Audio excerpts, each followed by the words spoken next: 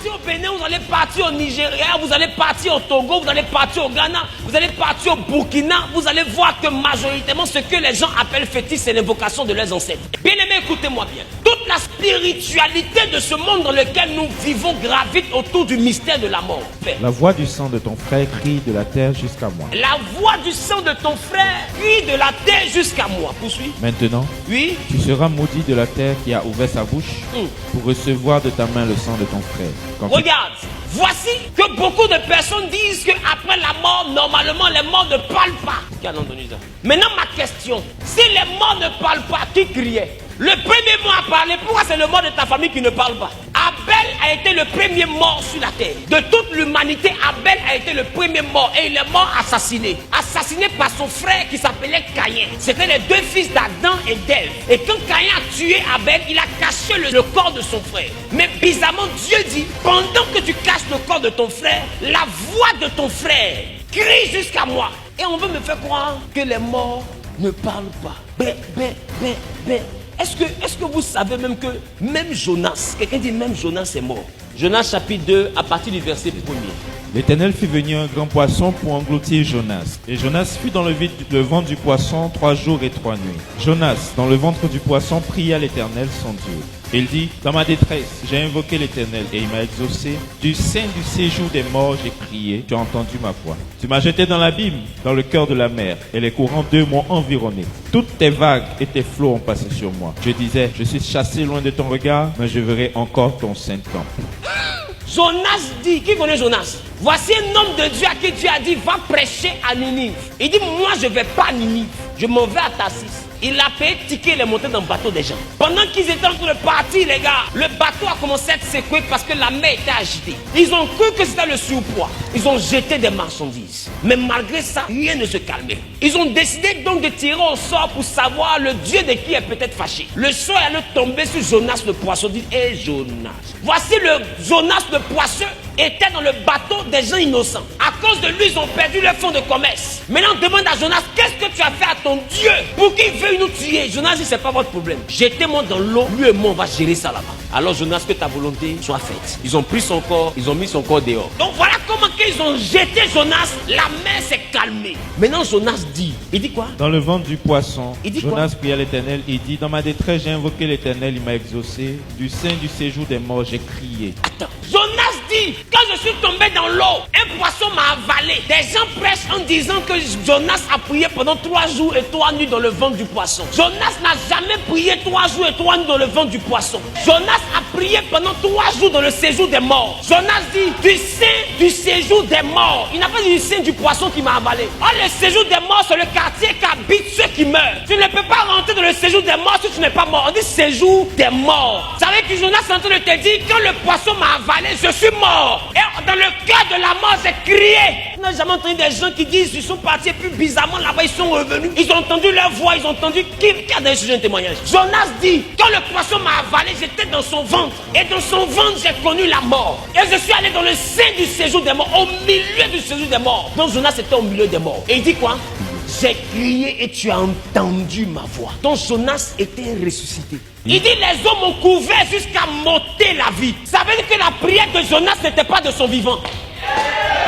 Jonas est mort.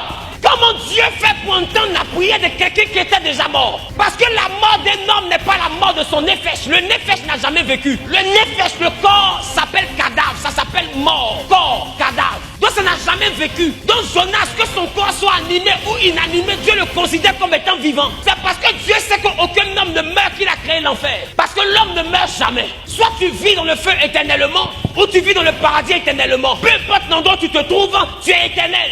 Je peux plonger?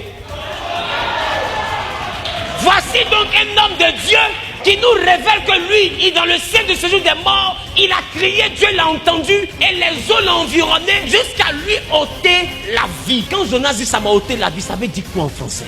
Je suis mort. Pourquoi vous faites ça? Non, ça veut dire que la Bible me dit que des morts prient. C'est là que les évangéliques et moi on se battent. La Bible est donc en train de me dire que les morts prient. La Bible est en train de me dire aussi que Dieu entend les morts. La Bible est en train de me dire donc que Abel avait prié, Dieu a entendu. Jonas aussi est mort, il a crié, Dieu l'a réveillé.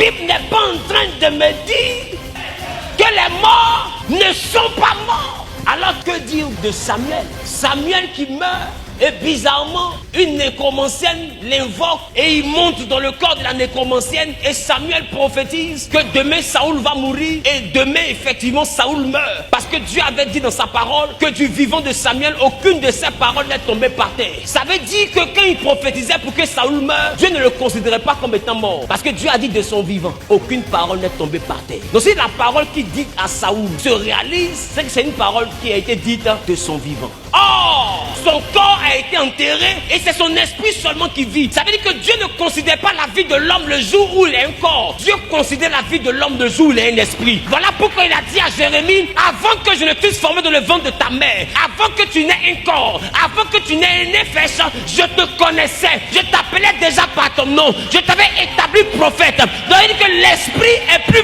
vieux que le corps. La clé du monde spirituel gravite autour de la mort.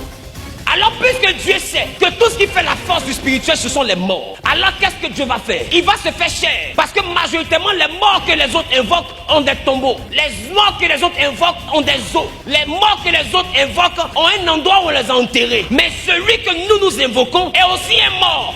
Jésus était mort. Un mort revenu à la vie. Mais est-ce que le fait de revenir à la vie annule le fait que tu sois mort? Et Jésus est le seul mort qui n'a pas de tombeau.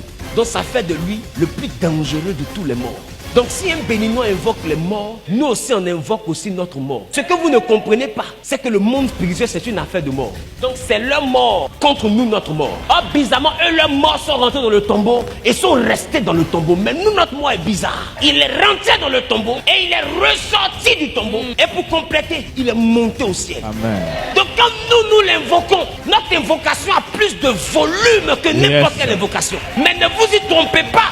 Le spirituel est bel et bien basé sur la doctrine des morts. C'est pourquoi vous allez prendre le temps de remarquer. L'église catholique a compris des choses que vous n'imaginez pas. Yes. Les évangiles font beaucoup de bruit, mais le catholicisme ne peut pas tomber. Je t'explique pourquoi. Ils ont pris de l'avance en ce qui concerne ce que je t'explique. Le mystère qui est autour de la mort. Vous allez comprendre avec moi que les cathédrales qui portent le nom des saints, le cadavre du saint est dans la cathédrale. L'apôtre Pierre est à Rome. Et le pilier central de la basilique Saint-Pierre de Rome descend directement sur le tombeau de Pierre.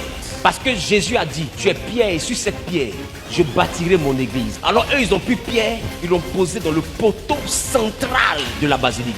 Pour que leur basilique soit basée, construite sur Pierre. Donc les os de Pierre tiennent l'édifice. Tu ne peux pas détruire un tel édifice. Tu ne peux pas.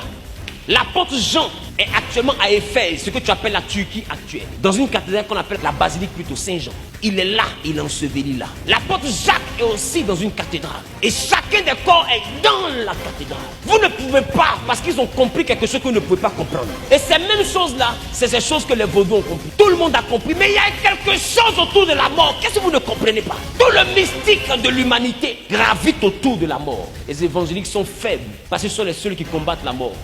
Donc quand les gens vous disent que le mystère de la foi est grand, vous ne pouvez pas comprendre. C'est pourquoi prenez le temps de remarquer, les églises évangéliques se construisent mais ne durent pas dans le temps. Il n'y a pas la force qu'il faut à l'intérieur. Il y a beaucoup de bruit mais il y a peu de puissance. Le Jésus que tu pries n'est pas un vivant, c'est un mort revenu à la vie. Commence à comprendre certaines choses.